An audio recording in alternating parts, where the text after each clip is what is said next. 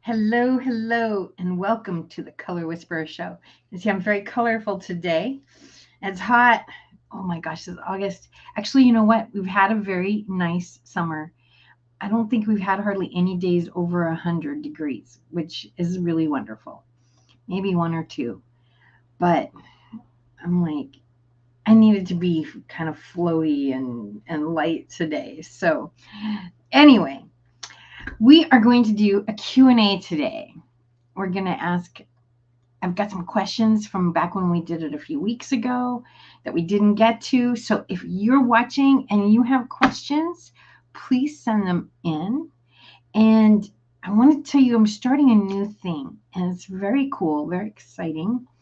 And it's for people who are just kind of stuck. Maybe they don't need a designer all the way, but they need some help. And I'm in a few groups on Facebook and they talk, ask a designer, ask for design help. And, it's kind of funny, some of the things people say. But I realize there's times when you really just need a little bit of design advice.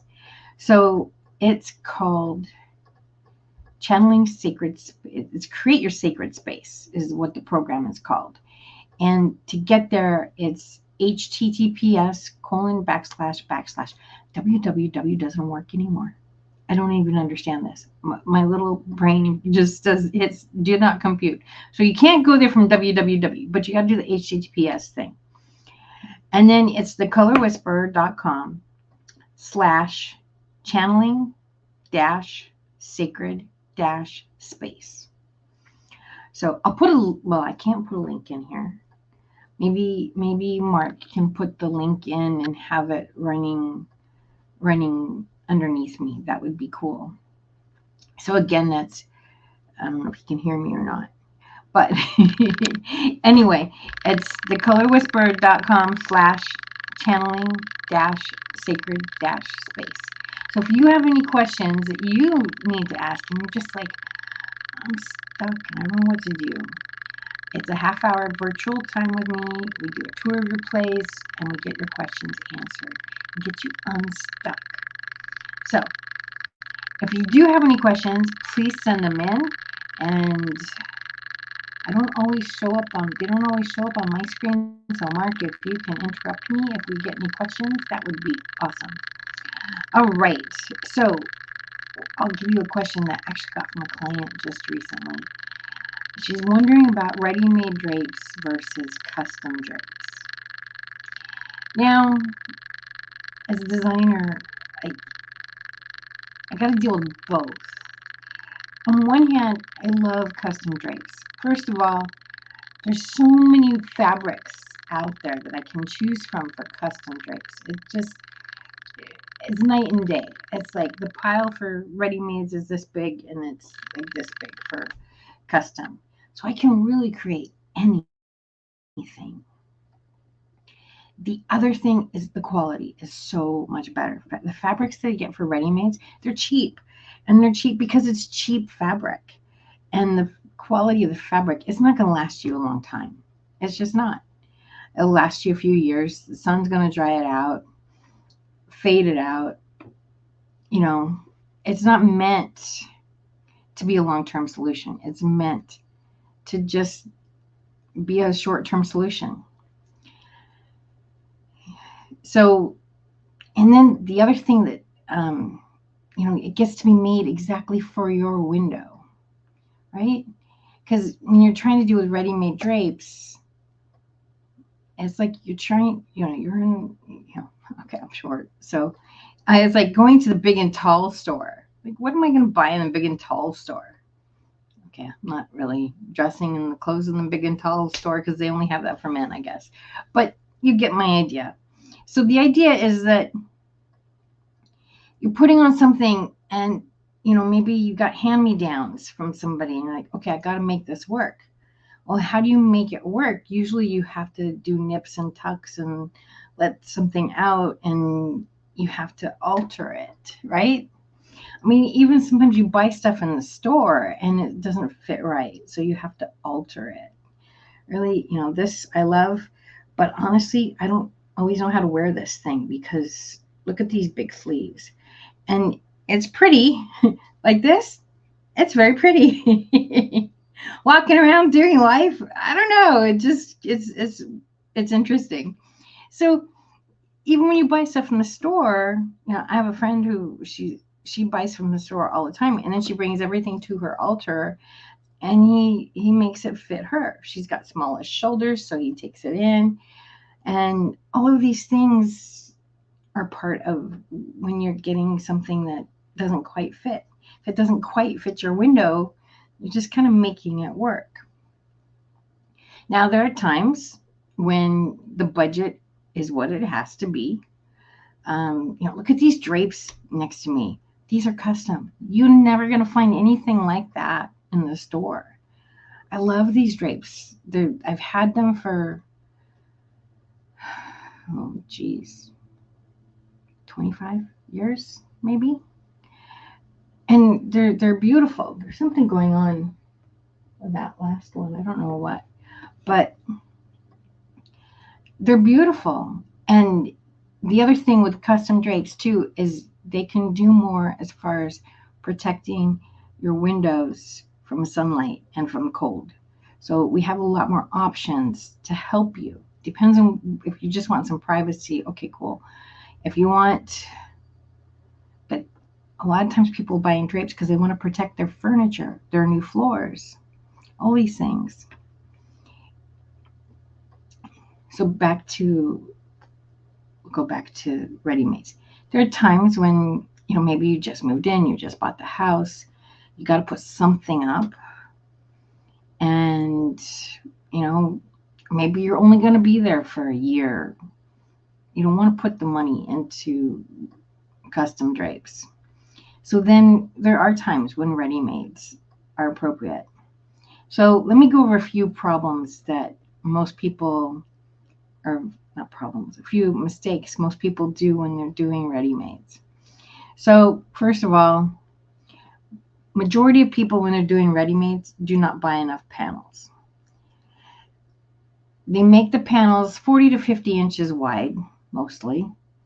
If you're doing shears, you might find 100-inch shears, and you may occasionally find panels that are extra wide. But most of the time, you're going to see panels about 40 or 50 inches. So let's say you have a window that's 40 inches. So people go, oh, I only need one panel. It's 40 inches, maybe it's 50 inches. So I need one panel. No, you need at least two panels. And otherwise it looks really skimpy. And that's where things get difficult if you're dealing with long windows, is because those panels are going to separate. So if you've got, let's say you've got a long window and you need 6 panels. Now you've got spaces where each of those panels doesn't connect, right?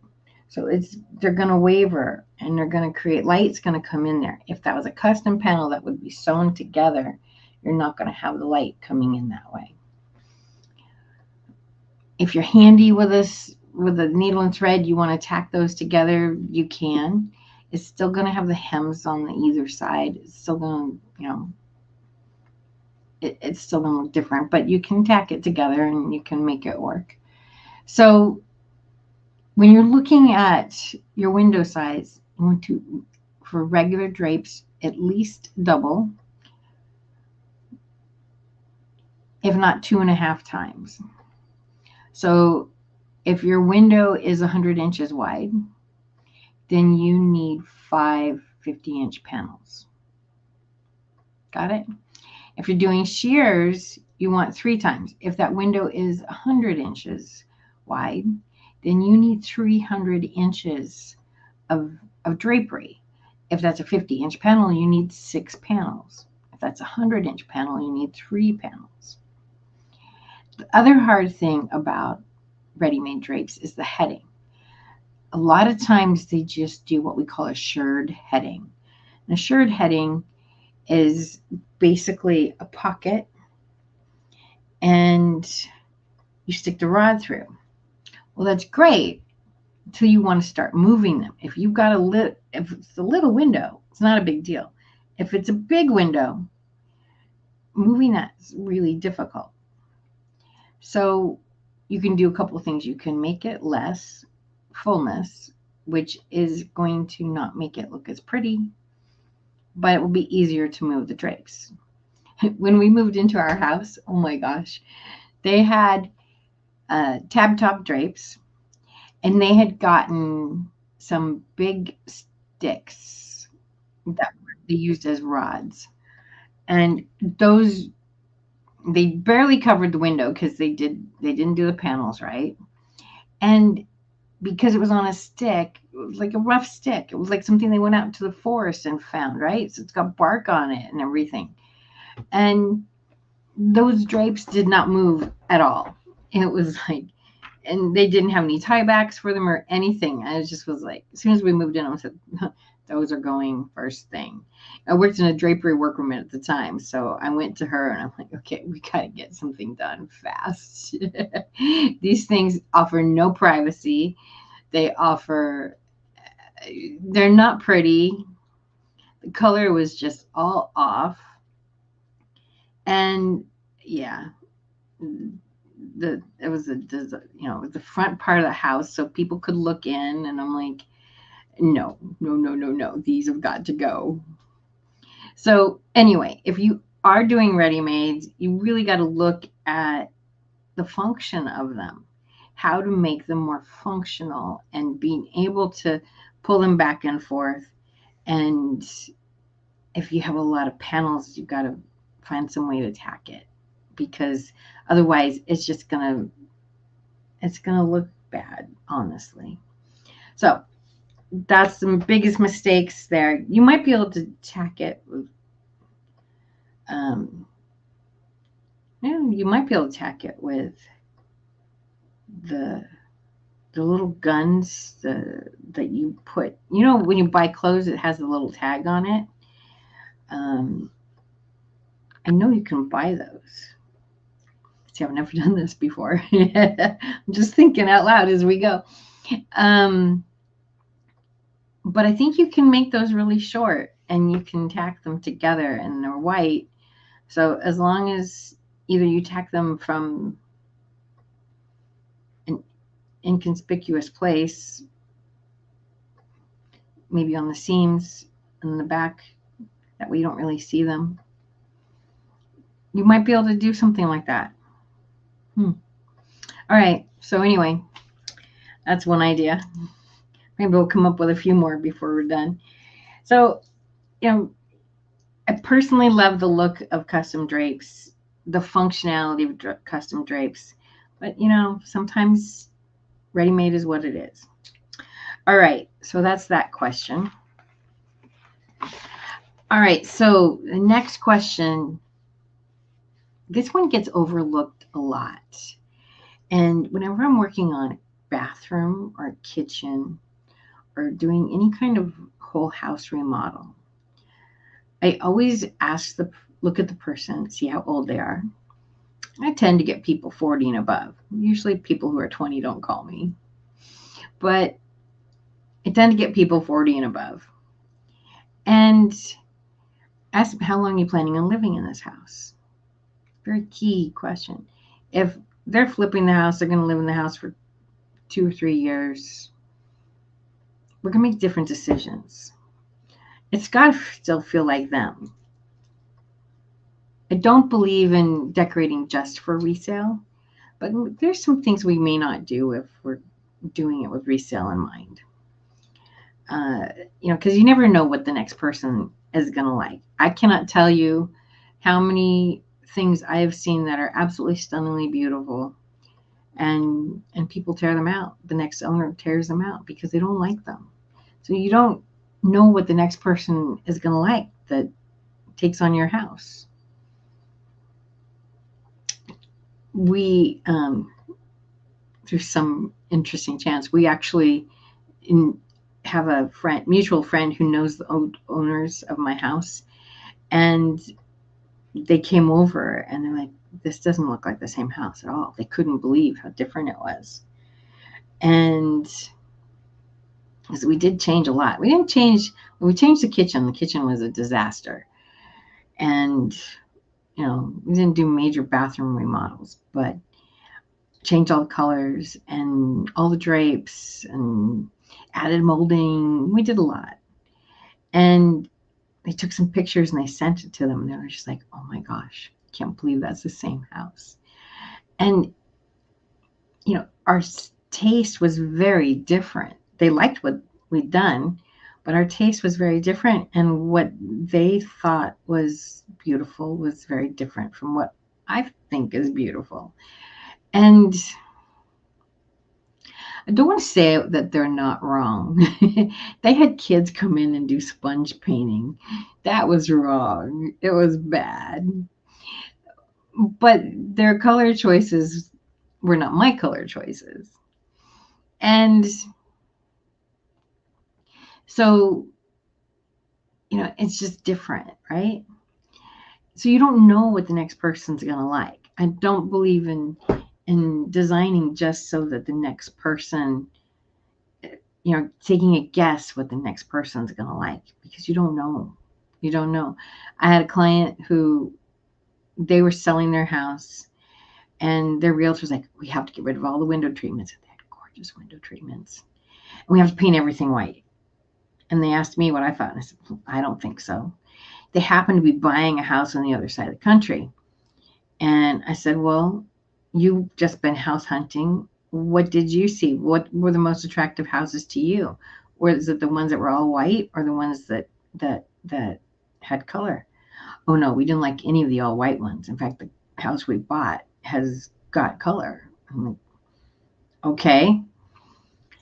Anyway, they painted everything white. I don't know what happened with the sale, but I know they sold it. I don't know if they got more because they painted everything white or not. So anyway, you just don't know what the next person's going to like.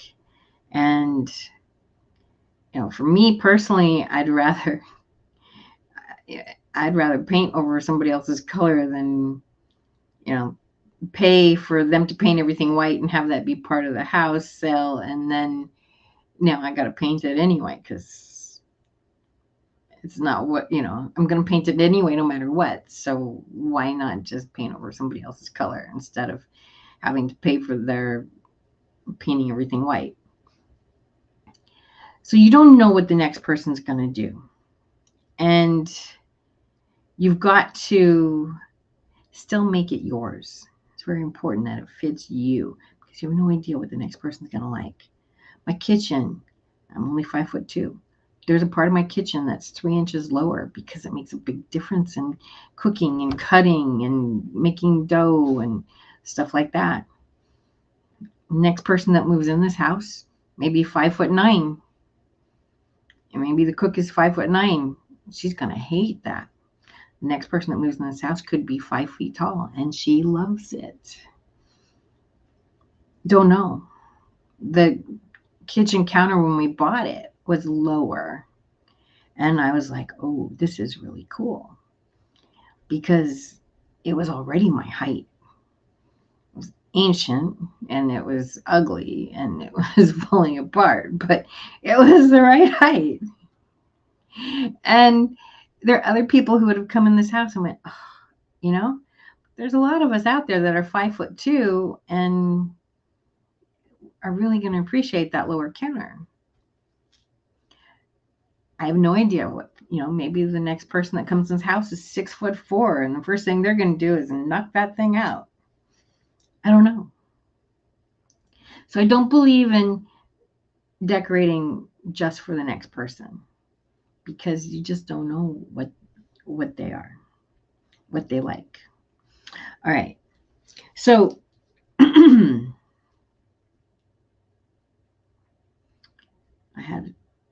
we'll go on to the next question.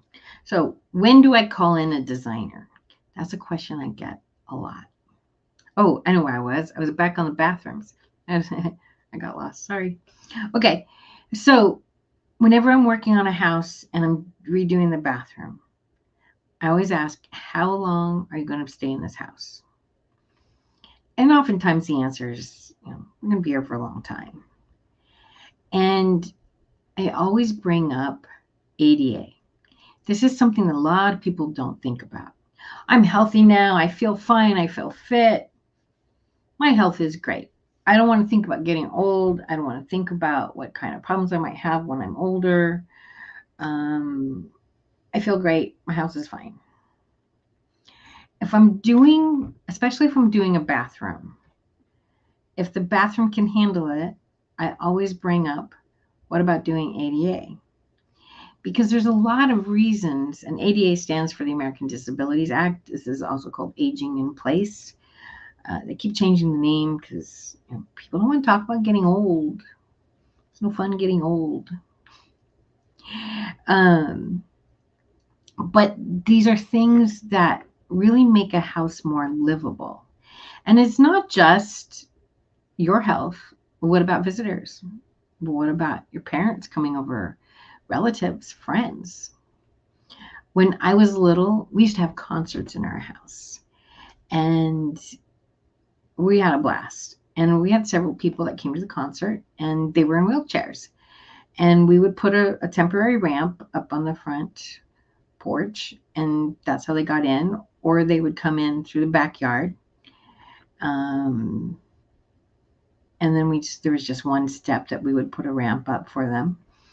And my mom, she had polio when she was little, so the front steps were actually made for her anyway, because they weren't regular steps. They were long, how do I say this? So the rise, that's how tall they were, was less for her. And the tread, that's the horizontal part, was wider for her because she had to get up one step at a time. So we had a handrail for her. And instead of just having a normal tread is about a foot, we made it about 18 inches. So that gave her more room to work with. And it was great. If we did have wheelchairs, some wheelchairs were easy to go up those steps. It just worked. Because they were about half the height of a normal step. But when they had to go to the bathroom, it was a big deal. So we had one bathroom at the end of the hall, and there's nothing ADA about it. And the only way they could use it is they had to leave the door open to get the wheelchair in. And so we actually had a accordion door in the hallway. So that way, if they had to go to the bathroom, we could pull the accordion door shut. Had other uses as well, but this was one of them. And somebody would stand outside and you can't go in, and that was a lot of effort for this person. You can imagine the last thing they wanted to do was ask to go to the restroom because it was a big deal. I had a client years ago. She was 40. She ran a gym, perfect body, very healthy. She only ate healthy, exercised every day, Last person in the world you would think would need an ADA house, right? Well, she went skiing and she tore up her knee. And she was so happy that she had an ADA house. She had just bought the house, and it was built with a lot of the aging in place stuff in mind. And she was just like, if I had been in my old house, I would have been stuck in my living room. I wouldn't have been able to do this. I wouldn't be able to do that.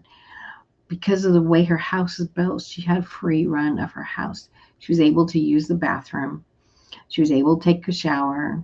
She was able to get in and out of her house. There was steps in the front, but the house was built on an incline, and there was an alleyway that went along the side. And if she went into the back, it was a 2-story house. If she went in the back, there was a door that she could roll into on the main floor of the house. And the bathroom was set up for wheelchairs, so there's plenty of space. She could get in there, she could turn around. And she was so grateful that she had this. And, how many of us are dealing with parents that suddenly need help? And if your house is set up for them to come and stay with you, and it's, even if they don't come and stay, and they come visit, maybe you want the grandparents to come for a week and enjoy the kids, you know, if there's a space that is more easy for them to get into, it's going to make it a lot more enjoyable for everybody.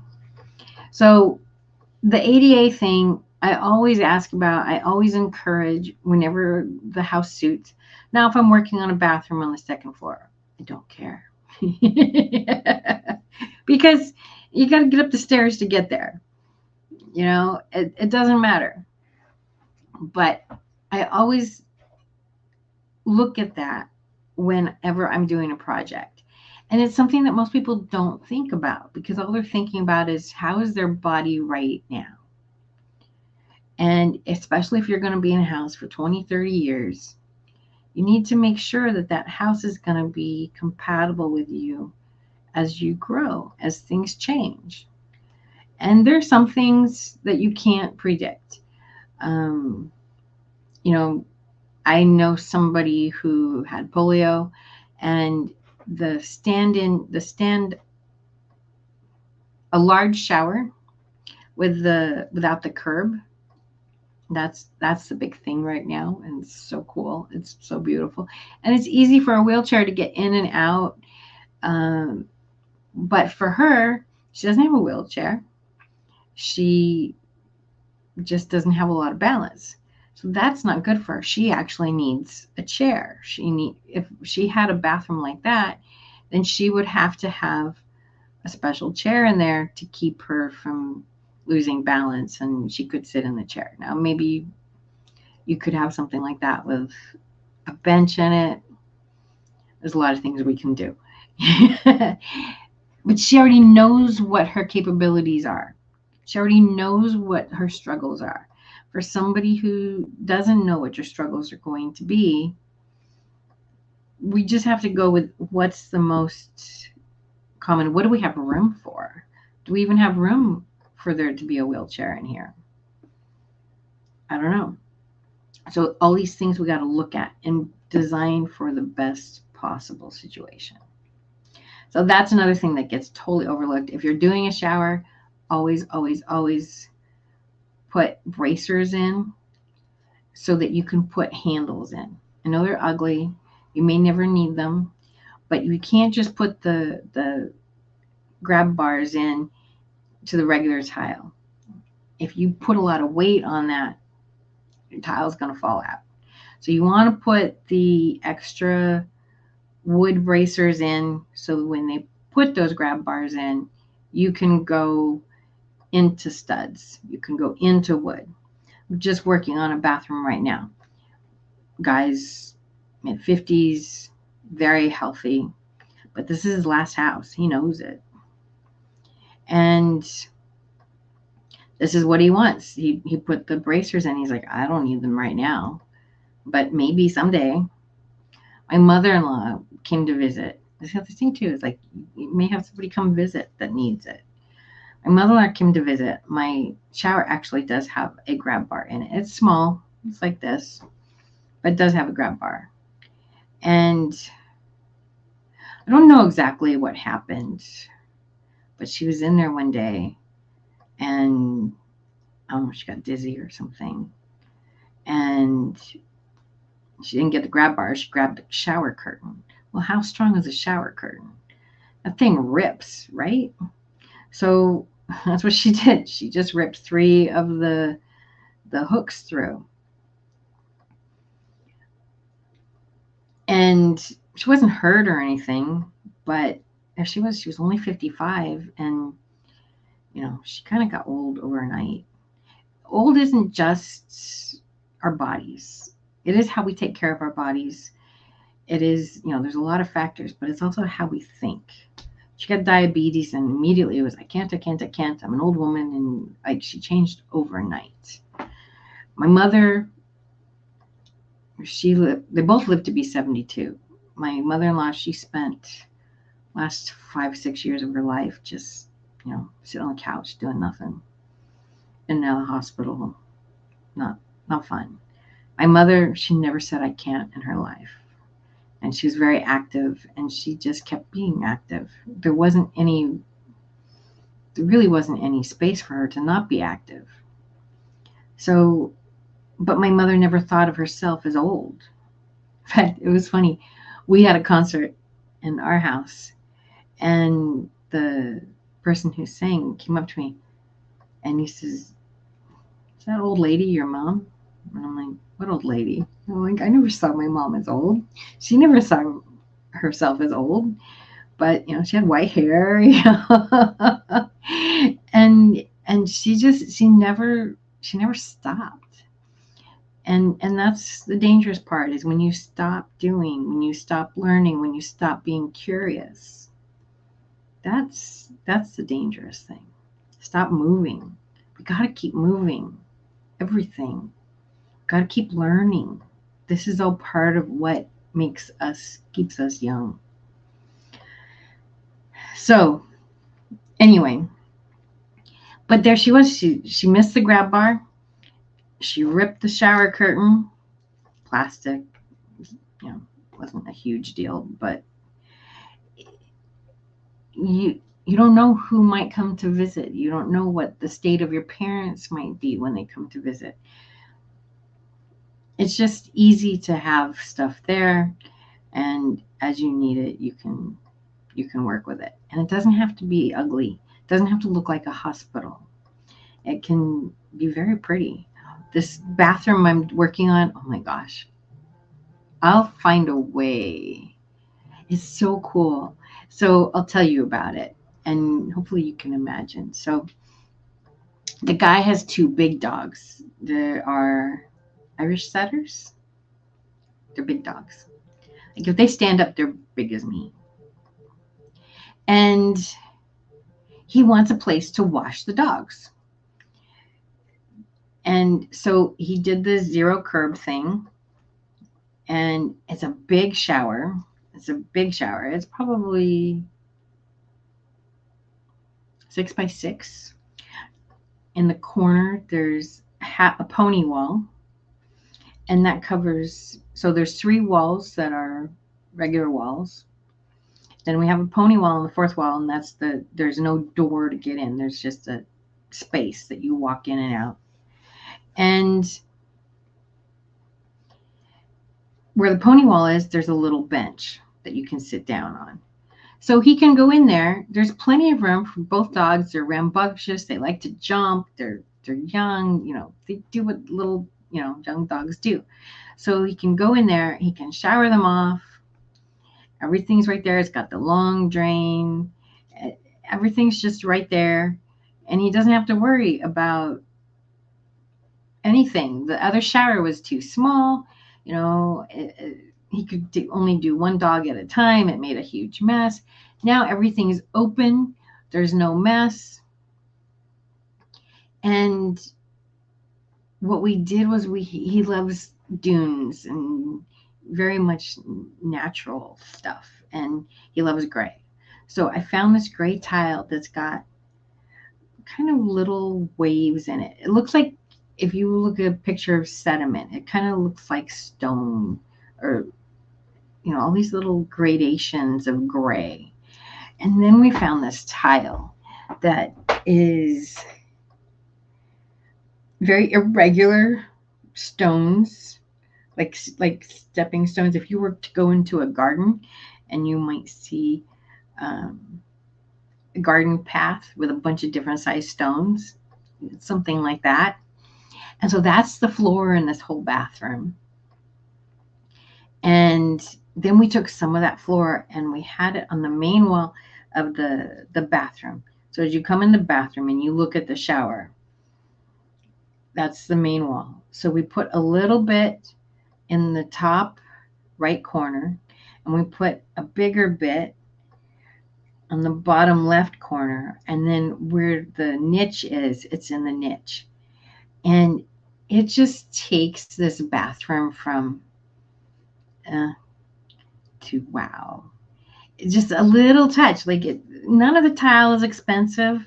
Okay, the layout, the tile guy might have charged more labor because of the tile, but it wasn't a lot more. So, but I tell you, just by adding those little extra things, and we made the top of the seat the stone, the rocks, the garden rocks as well, and it just carries it all throughout. The bathroom is so beautiful, and I wonder. Well, I'll put it up on my YouTube. It's on my Facebook, but I'll put it up on my YouTube, and you can see it there. And it's still in progress. We're not done yet. It's But you don't have to spend a ton of money to do something really unique and really, really beautiful. I guess that's what I'm trying to say. Because, it's tile. We didn't go crazy on any, $30 and a square foot tile. I think the most expensive tiles like $12 a square foot. And that's the floor, so there's not a lot of it. But it's how we use it. And that's one of the things I love to do, is to create fun tile patterns and do something a little unexpected. And it's a great way to get more bang for your buck. That's another question I get a lot. How do I make this work?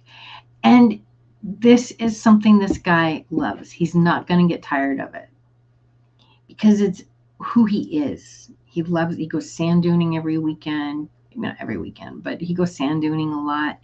He loves that feeling of freedom, of being in these undulating hills and all the colors and everything. And when you step in this bathroom, that's exactly what you do. It just feels like that. And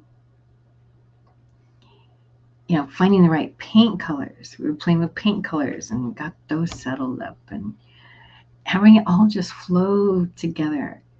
It doesn't take a lot to make something really beautiful. People go, oh, I can't afford a designer. It's so expensive. It doesn't have to be, It doesn't have to, there's some designers out there. Yeah, you're dealing with Frank from Father of the Bride, I went to the showcase house, and there was this designer there, and his room was incredible. Absolutely incredible. And it was a dining room, and he had the most magnificent set of silverware I think I've ever seen. It was something like $1,000 a serving. Oh, okay. Not most people aren't going to spend $1,000 per setting on silverware. You can only imagine what the china costs. But so yeah, but there's so many things that I haven't gotten that client. I tend to get clients that are more, everyday kind of clients. They just want something unique, and it just takes some creativity. So that's what the Create Your Sacred Space is all about, is get some of my creativity, see what's missing, right? This guy, once we found this tile, this whole bathroom just went bam, it came to life. My efforts in this bathroom are very minimal. He's very handy, so he's doing all he likes to do project management and all that stuff. So my part of it is actually very minimal. But it was getting that creativity, finding that spark, finding that product that he didn't know what to do. And he couldn't see, how do we make this different? How do we make this fun? How do we make this unique? And he brought me in to do that. Gosh, time's going by fast. We got 20 minutes left. Okay, so back to some colors here. So I do some work on Facebook. There's this, group Ask Anything interior design. And sometimes I'll go in there and I'll give advice, and sometimes I'm like, yeah, I'm too busy. But hey, Mark, I don't know if you got the memo, but it's hot out there. I just stepped outside while you were doing the show and listening. I'm going like, it's hot out there. it's hot out there. Yeah. And you got the humidity too. I don't know about humidity. We get humidity every now and then, and I'm like, this is icky. You're not a big fan of humidity? I don't think so. I don't think so. It's been a long time since I've been in the South and really dealt with humidity. I went to Louisiana 10 years ago, Hmm. August, and that was a little bit, but honestly, I was going through the dark night of my soul. I Wow.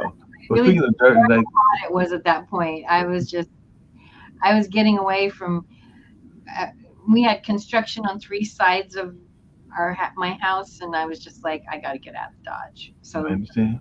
doing. I was looking for peace, and that's what I got. So I really wasn't paying attention to. Well, speaking of that, because even in the hot weather, sometimes people will get out there. Because when I saw, because there's a parking lot not that far from us and everything, and they were actually doing something that I know you love dearly, but I don't know if you love this style and everything.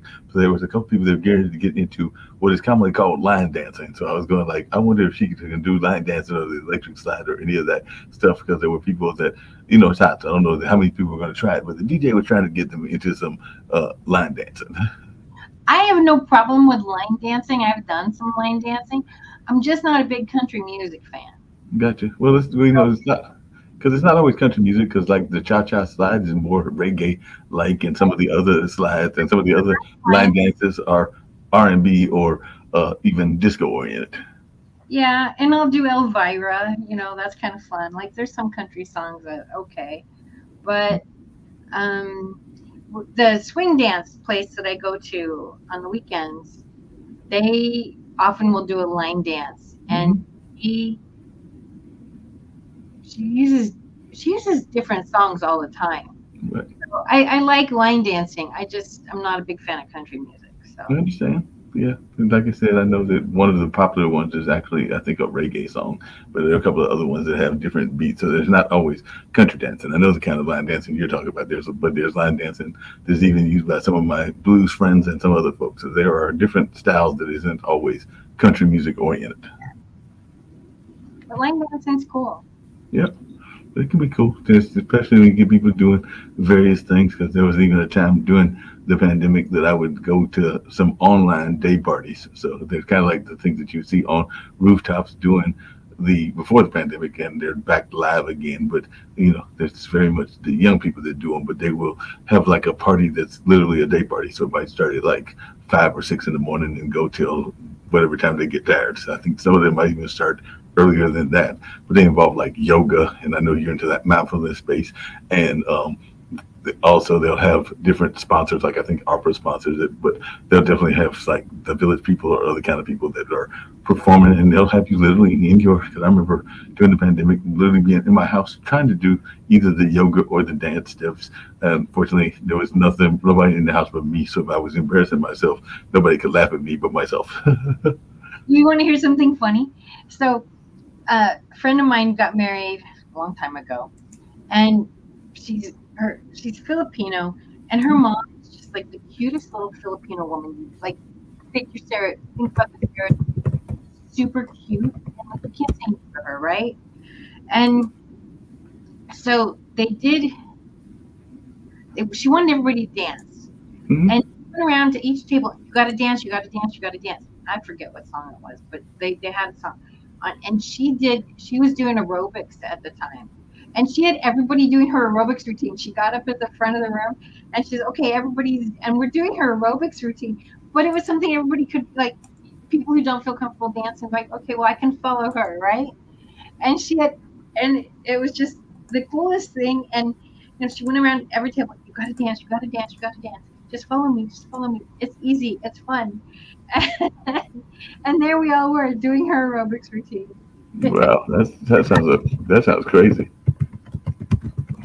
That's, that sounds totally crazy and everything. By the way, I know that a lot of people, there's always jokes about height and different heights and everything. But apparently, folks that are under 5 feet are or around that height are getting some love because apparently Kamala's mother was all of 5 feet. She kept saying that during the speech when she was talking about her mother, who apparently inspired her and everything. So no matter what people think of her politics, apparently her mother was a 5 foot ball of energy who was interested in medicine that it was originally from India and everything. But yeah, I kept hearing her reference her mother and talking about how she was literally all of 5 feet. And even the pictures they showed, she was much shorter than either her or her sister. So definitely it seems like she had a lot of energy and tried to keep those young ladies in line when they were kids.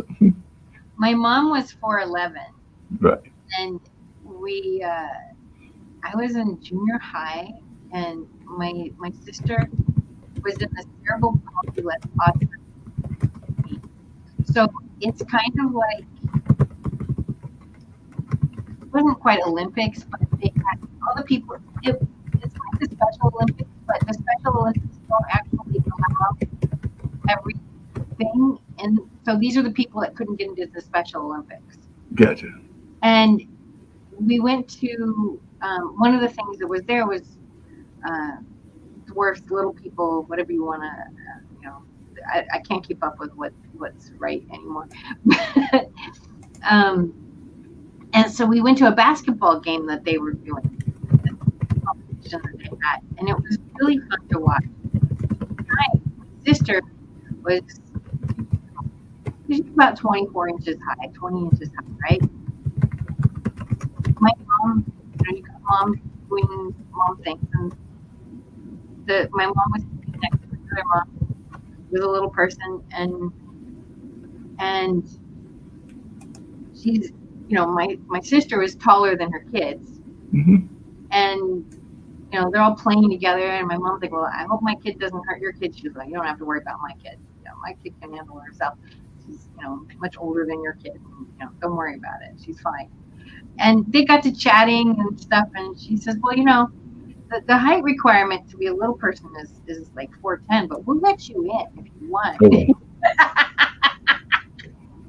And my mom said, well, thank you very much. She straightened up as much as she could. I thank you very much, but I think I'm okay. She didn't want to be part of that club. She did not want to be part of that club. It's like, no, you can't make me part of that club. No, no. That's not right. She's supposed to be part of that club. She's So like, no, tell me, because the other thing that I know sometimes people get is part stress of balls. what?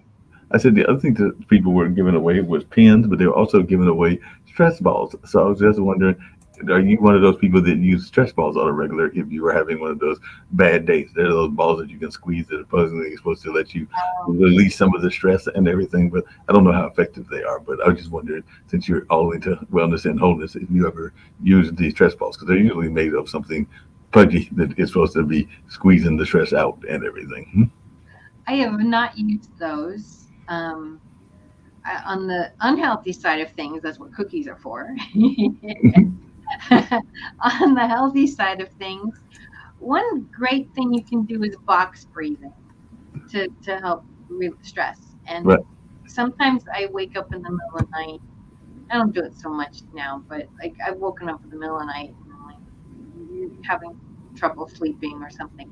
So you can do box breathing, and box breathing just kind of you're having a panic attack or something. And I'll show you what it is. You breathe in for the count of 5, Mhm. hold for the count of 5, you breathe out for the count of 5, you hold for a count of 5. And what it does is it just regulates your system. So it's like this. Wow.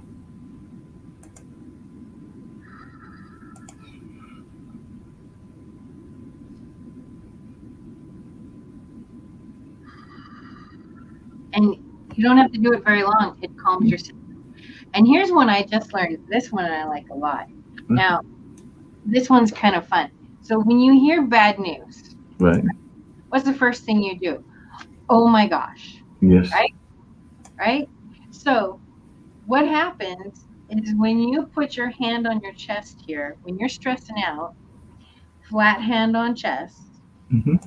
it's connecting a circuit. So our body is electrical, right? Right. And when you do that, you're creating a closed circuit. because otherwise we've got lots of different meridians, but that closes a circuit and the body feels safe. And that's why we do that. It's an instinctual thing, but there's a real reason for it. So if you're stressing out, you just take a second and put your flat hand on your chest like that. It lets your body know it's safe, and it's like, oh, in this tumultuous time, you're taking a second to tell me that that the body says that I'm loved. That's the body reads it that way. I'm Oh being wow. taken care of. I'm being loved. Mm, So it it's easier and takes less time than the box breathing is still really good. that Um, makes sense. but you might be in public and you can't just. It might be you can box breathe discreetly, Yeah, but you can find a way to do it discreetly. You mentioned, and one of my coworkers just had some cookies that they got, so they would agree with you that cookies are a good relief. I have another coworker that would say the smell of coffee is how they get their relief because they definitely like the aroma that some coffees gives them and everything. So, just really quickly, what kind of cookies is what gives you that relief and everything? what kind of cookies do I like? Oh my goodness. I like snickerdoodles. I like chocolate chip. I like oatmeal. I like lemon cookies. I like a lot of cookies. I like chewy cookies. How about that? I don't like hard cookies. I don't like, yeah. And one of my favorite places to go for ice cream right now has this lemon pound cake ice cream. Ah, It's unbelievably good. I just like I don't know how long they're gonna have it, but I gotta go back and get some more. They switch flavors a lot, and um, yeah, lemon pound cake ice cream, that sounds good. So, are you, unbelievably good. mm, sounds very delicious. We just had chocolate chip and oatmeal, I think, and some of the other more standard cookies. Now, are you because I can't remember, a coffee drinker? And if so, are you one of those people that love certain aromas? Some people like strong coffee, some people like light coffee, some people don't like coffee at all. Like I said before, I am a tea drinker, sometimes too much of a tea drinker, but are you one of those coffee drinkers? And if so, do you like that kind of thick aroma of certain coffees? I do actually. I worked at a place where they had vanilla coffee, and it smelled Hmm. good, but I don't like the taste of it.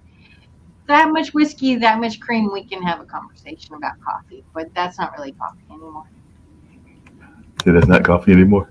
That's not coffee anymore, and I don't even care for that much. Really, the cream was the best part. Maybe the whiskey too. I don't know, but I don't think I've had whiskey straight. So no, that's not true. I have had, but yeah. So I don't drink coffee. Not a big coffee drinker, huh? There's they tell you the health people, oh, you should do this, you should do that. Da, da, da. No coffee. I'm like, yeah, that's easy. When I did get pregnant, they give you the list of things you're not supposed to eat, and a lot of people struggle with that no coffee, and for me, yeah, that one is not a big deal. You didn't have any struggle. You didn't have any struggle with that though. No, no. You were like, I do not. I do Everybody not. does not make money off me. You're like, And then you see, oh, you shouldn't go to Starbucks because da, da, da, or the health reasons. There's you know different things, and I'm like, money reasons. There's people that say there's some stuff in the logo that's not good energy, and I'm like, well, I don't go in there anyway, so it doesn't really matter what the reason is. I don't go there. you're just not going there at all. uh, it's funny, like you see these things on Facebook. It's like you should boycott this place because X, Y, Z. And I'm like, well, I don't go there anyway, so they're not going to notice if I boycott. You know, Yeah, if you boycott, they'll be like, we didn't see her the first time. it's a yeah, right. And it's like it doesn't work if you don't go there. I don't go there to begin with, so Yeah, yeah, it's hard to boycott something that you're not using in the first place. exactly. Well, it's easy to boycott it because but like they're not going to notice. Like, They're not gonna pay any attention. They're gonna be like, they're gonna be like, she boycotted. How do we know? we didn't see her, so we don't know if she boycotted or not. And then they might try to talk you into being non-boycotted. No, no. Like, what's there's a fast food place people are always talking about. There's several of them: McDonald's, Wendy's, No, KFC. there's one they always there. I forget why, but I'm like, well, I won't go there anyway. So there's Oh, is it Chick-fil-A? Because Chick-fil-A has a thing about. There's a couple of reasons. Chick-fil-A is the very Christian one because they're not open on Sundays, I think. And then I know some people that did not like some of the political stances of, say, a Mellow Mushroom or a Papa John's or some of those chains. And I think even Subway had some problems with some of their political stances. So it could have been one of those. I'm trying to think of who you were talking about, but I know. might have been Chick-fil-A. It might have been Chick-fil-A. But you know what? And Hobby Lobby gets a lot of crap for that too. But I lived in England when I was a semester when I was in college, and they did the thing where a lot of places were not open on Sunday, Hmm. and like you could not go to the grocery store on Sunday. There was a little store on campus that was open on Sunday, but couldn't go to the grocery store.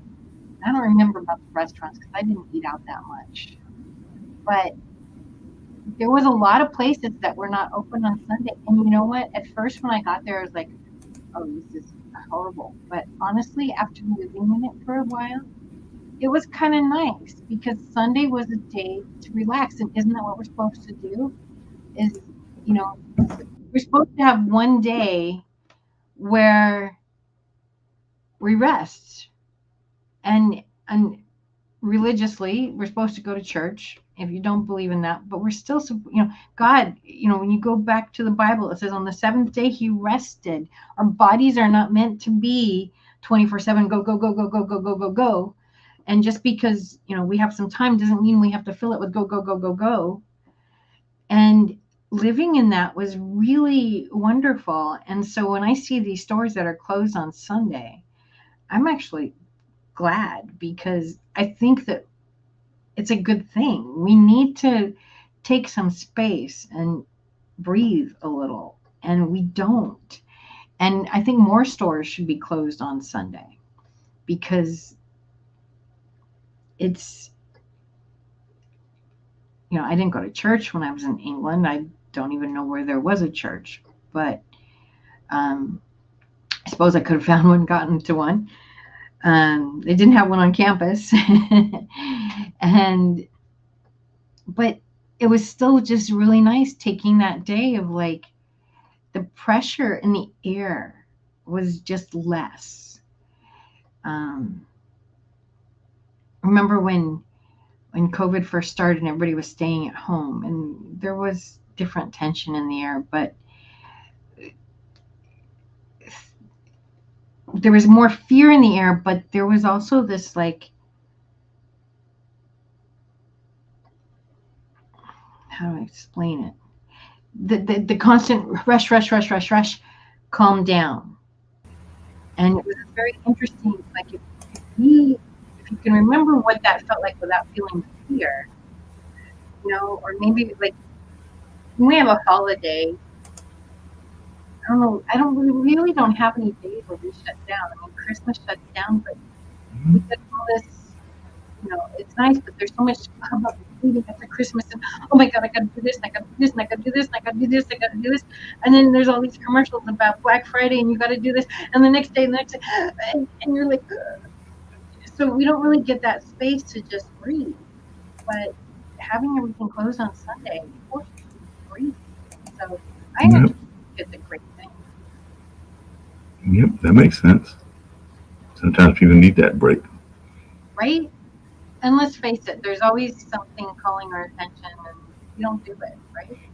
And sometimes the stress is self-made stress. Like I know I'll be stressing next week over getting my money together for my fantasy football league, as well as what players I'm going to pick for the team, and all along those lines. Because I've already talked to my brother who got me into this decades ago, and also the commissioner. So I know I got to get my money together because there's an entry fee. Plus, I've also got to figure out who the heck I'm picking for my team. Can you send that to me?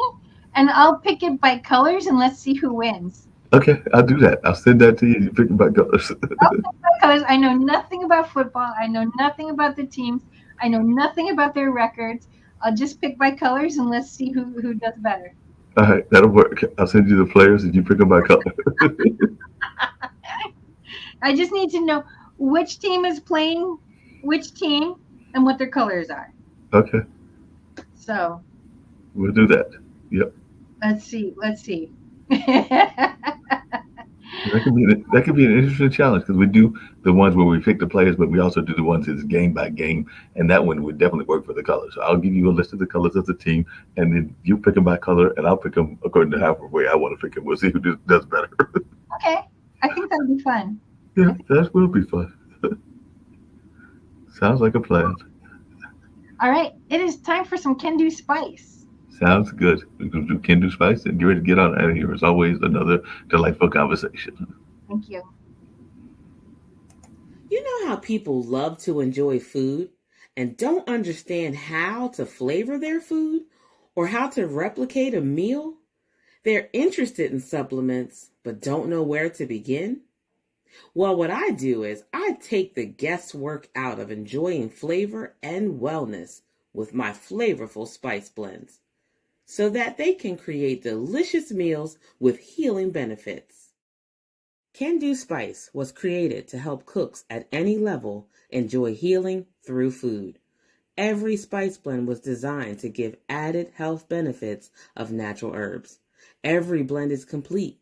There's no need to add any additional spice for a delicious meal. Saving you time and money while adding supplements to your meals can be both tasty and fun. My earliest memories in the kitchen began with my father, Kenny Can Do Bond, so it was fitting that I would name this line after him. I have always looked to natural remedies to supplement the body, and I found myself hiding herbs and minerals in foods for my family. That's when it hit me. Everyone needs Can Do Spice.